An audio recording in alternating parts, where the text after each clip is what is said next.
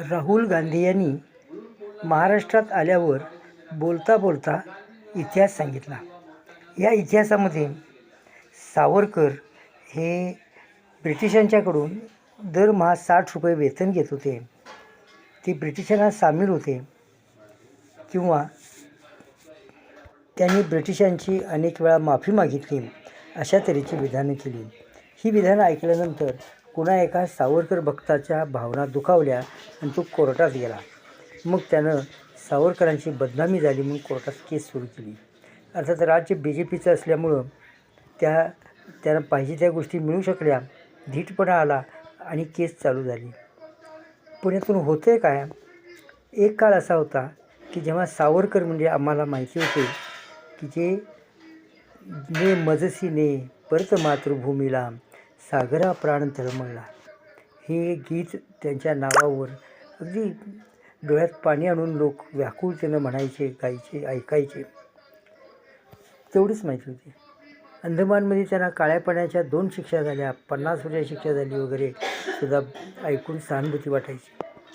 पण ज्यावेळी या BJPवाल्यांनी काँग्रेसच्या पुढाऱ्यांच्यावर खोटे नाटे आरोप केले, म्हणजे पंडित जवाहरलाल नेहरू, महात्मा गांधी यांच्यावरती द्वेषानं पछाडून म्हणजे डोकं फिरल्यासारखे अक्षरशः यांनी हे घाणेरडे आरोप केले, त्यावेळी काँग्रेसच्या इतरांनी, तज्ज्ञांनीसुद्धा हा इतिहास बाहेर काढला.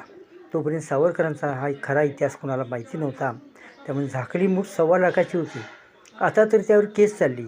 केस चालल्यामुळे दरवेळी हा विषय निघतो आणि पुन्हा पुन्हा लोक सावरकरांची माहिती घेतात आणि त्यांच्या लक्षात येतं की राहुल गांधींनी केलेले आरोप सगळे खरे आहेत.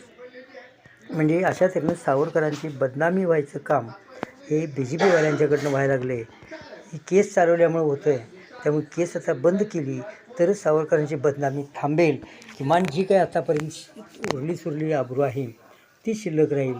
आणि त्यासाठी ही आपण सगळ्यांची विनंती करायला पाहिजे. आता पुरे गेलेल्या माणसाबद्दल किती हे करत राहणार, आणि त्यांना नाहीतरी काही काळ का असेना ब्रिटिशांच्या विरोधात सुरुवातीला का असेना काहीतरी केलेलं आहे की नाही, तर त्याबद्दल त्यांच्याबद्दल आदर व्यक्त करूया आणि BJPला सांगूया की आता त्या महामानवाची, आता त्या सावरकरांची बदनामी तेवढी बंद करा.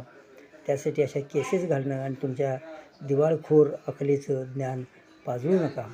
हा बघा, हा माणूस सांगतोय कोण चव्हाण, तो काँग्रेसवर आरोप करायला, मला वाटलं पहिल्यांदा हा BJPवर आरोप करतोय, कारण या सगळ्या गोष्टी BJPला लागू आहेत आणि तो BJPला लागू असलेल्या गोष्टी हा काँग्रेसवर ओळखायला लागला.